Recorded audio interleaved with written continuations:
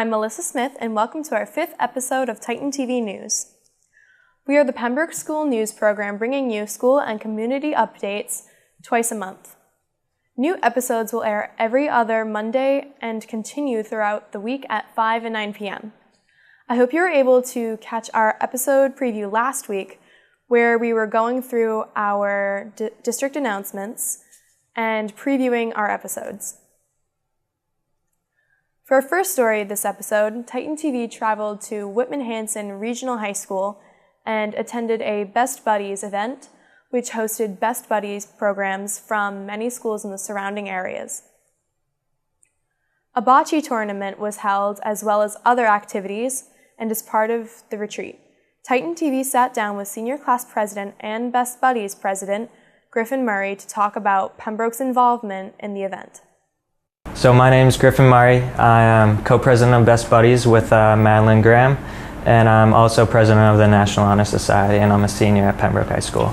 Well, Best Buddies is a great organization, something that's a huge part of me, and we help and befriend kids with disabilities, mentally and physically, and we hang out with them and we become friends with them.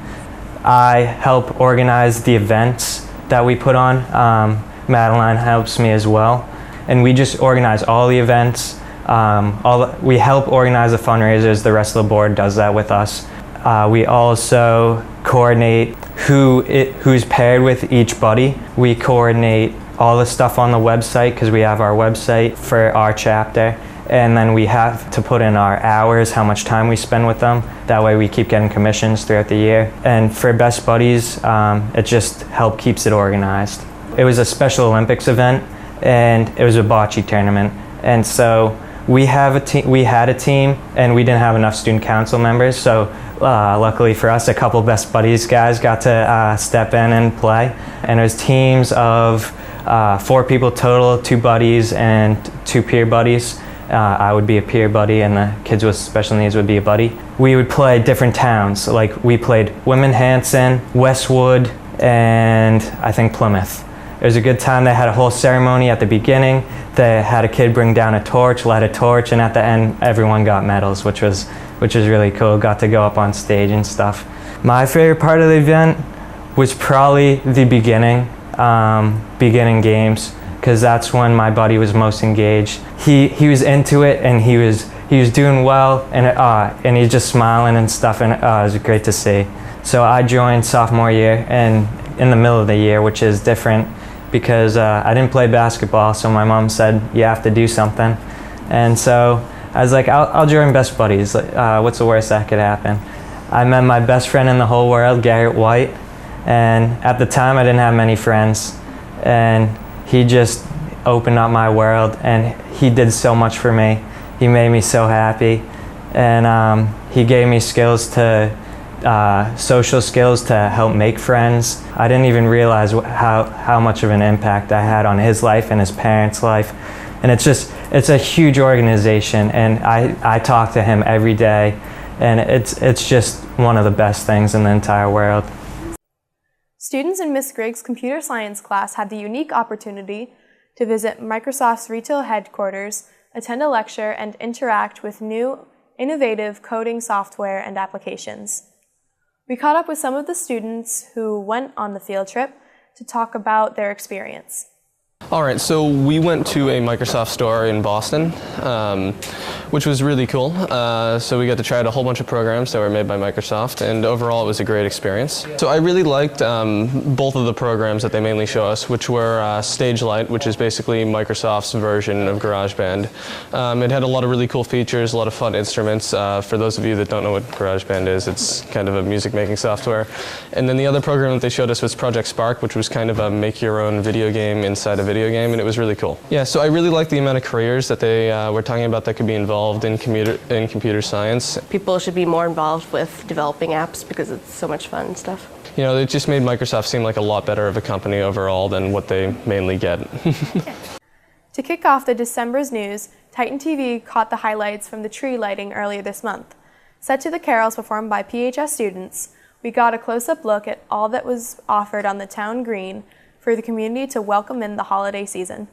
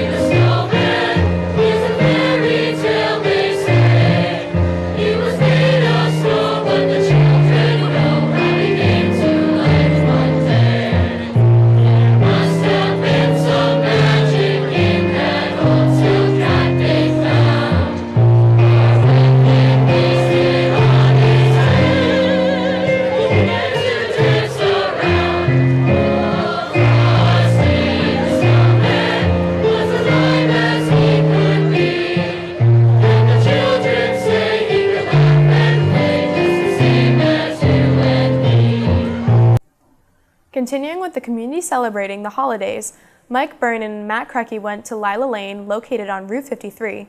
It's an attraction for people from all over. Last year it was put on the list of best Christmas lights south of Boston. Mike caught up with residents to find out how all the magic happens. Hi, my name is Chuck Leach. I live on Lila Lane, and for 4 years now we've been doing a Christmas display for our street, and it's been a great adventure. Every year it gets a little bigger. I think we're up to about 75,000 lights and 56 blow-ups. It's changed quite a bit. It started off as a little of a competition between myself and my neighbor. And then we kind of joined forces together. We've added other neighbors' houses, and I had to join in. I'm gonna have it no other way. now we have the whole street involved. So if one neighbor's done, they'll come over and help out the other neighbors set up, and it just goes around. And every year it just gets a little bigger and a little crazier. So we start basically maybe a week or two before Thanksgiving. You know, a couple months that go into all the planning and design and where the layout's going to go, the electricity needs. I pull everything out of my shed and we start testing all the lights, all the blow-ups. And it's much easier to stake in all these inflatables into the ground when the ground's not frozen. So we like to get it done early, and weather permitting, we keep going, so we try to go live right the day after Thanksgiving is when we try to have everything complete and ready to go for everyone to see. We've added stuff every year.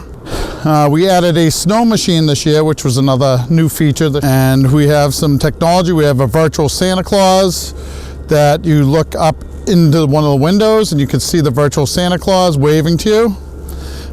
Some other technologies, we have some laser lights this year. And we have some animated LED characters as well. Mine would probably be the Big Santa. What? Mine would probably be the Big Santa blow up too, because it's really big. I'd say there's probably anywhere on a weekday between 200 and 300 cars a night. On the weekends, it's going to be north of 500 or 600. Christmas Eve is probably the busiest time. We tried counting one night. It's almost impossible. we get hundreds of cars a night, more and more towards Christmas time. Christmas Eve here is like a large parking lot, but it's a fantastic thing. Yeah, we have some people come 3-4 times a night. We had an idea last year of people actually stopping. We started giving out free candy canes about 3 years ago, and the kids really got a kick out of it. So people were trying to give us money donations, and we don't feel right about taking people's money. So we decided as a neighborhood to try to do something for the community. So this year, through Facebook and through the website my neighbor had set up, we exceeded beyond all hopes and dreams of food that we could donate to needy families in the community. It was an amazing spectacle to see. People in the community have always amazed us of how generous that they can be.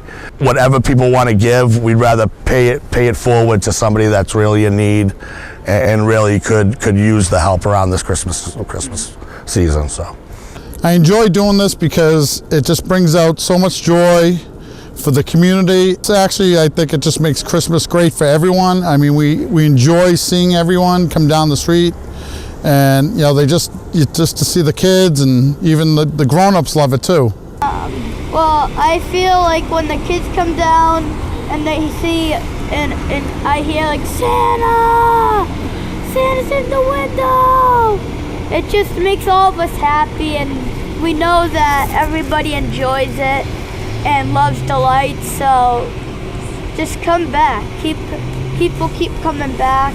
Last year people came back with hot chocolate, so.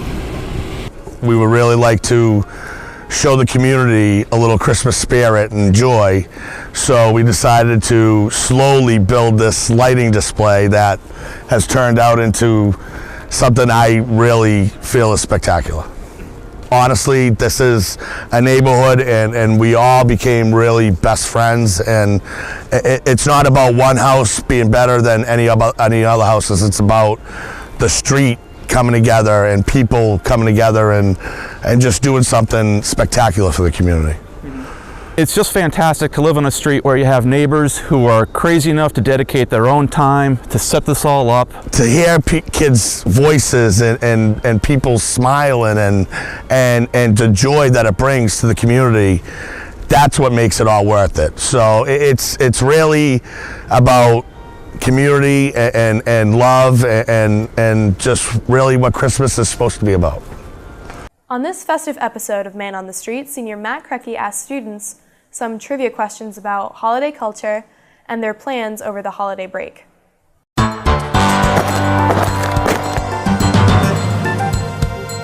As you know, it's the holiday season. It's the most wonderful time of the year. I would agree with that. What are some of your favorite Christmas traditions? I'm going to have to say my favorite Christmas tradition is Christmas Eve we go see my extended family in my cousin's house. Well, that'd probably be building the gingerbread house. Definitely eating. It's got to be eating. Eating? Oh yeah, every time. Food. Food? We always have a fat meal with the Shoemaker family. Christmas. Buying a new Christmas sweater for my dog every year. I'm going to have to go ahead and say my least favorite as well. Christmas night, my mom enjoys taking down all the decorations. Christmas night, and then finishes the day after Christmas. That's terrible. Gotta ask, white lights or colored lights, what's your preference? Oh, I don't know. For a Christmas tree, I think you gotta go with the white lights. I'm gonna have to go colored lights. Colored. I'm a fan of white lights. Don't like the color lights at all? No, I don't like them. Gotta be classy. Gotta stay with the white lights every time. I agree. What's your favorite Christmas song? Rudolph the Red-Nosed Reindeer, obviously. Can you sing some of it for us? No. Please? No. My favorite Christmas song is Happy Hanukkah. Do you want to sing some of it for us? No, that's all right. You're not going to sing? No. Okay. A little drummer boy. Can you sing some of it for us? I don't even know the words. You don't even know the words? I saw Mommy kissing Santa Claus. Want to sing some of it for us? Oh, I saw Mommy kissing Santa Claus underneath the mistletoe last night. What's your favorite Christmas present that you've ever gotten? Probably my cell phone. When I was like 7 or 8, I got a $50 Lego set, and it was probably the best one, like for the age group wise. My favorite present had to be when I was like 5, and I got this wicked cool Batman playset. I was so happy. The best present I've ever gotten was a puppy. I remember one year, it was like 3rd grade, got Guitar Hero 3, and I was so stoked. So that was pretty awesome. And what was the worst Christmas present you've ever gotten? A model boat set that I never built. I don't know. I've honestly never got anything that I haven't been satisfied with, except some undies or whatever. Actually, one year I just got an ornament of me skiing, and I absolutely hated it, so I just spiked it at the ground. My Nana gave it to me. That was kind of a terrible thing to do. A Christmas sweater. A book of trivia questions. Do you remember any of the trivia questions? No, I didn't open it. Well, I have some trivia questions for you. Can you name all of Santa's reindeer? Well, you got Donner and Dasher and Prancer and Cupid. Then there's Prancer and Blitzen and Connor. No, that's not one. Dasher, Dancer, Prancer, Comet, Cupid, Donner, and Blitzen. And Rudolph. There we go. Rudolph. Donald. Blitzer. Dasher. That's all I got. Dasher, Dancer, Prancer, and Vixen. Comet, Cupid, Donner, and Vixen.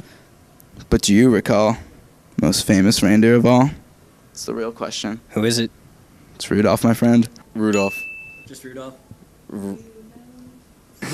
And Santa Claus, pretty famous dude. Goes by some other names. Can you name any of them? Kris Kringle. Yep. That's the only one I know. There's St. Nicholas. There's Kris Kringle. Kris Kringle. Yep. Saint Nick. Saint Nick, Krampus, Mrs. Claus, Saint Nicholas, Kris Kringle. Is that one of them? Yep. That's all I got. I think the Spaniards call him Papa Noel. Nice. Thanks, Alex.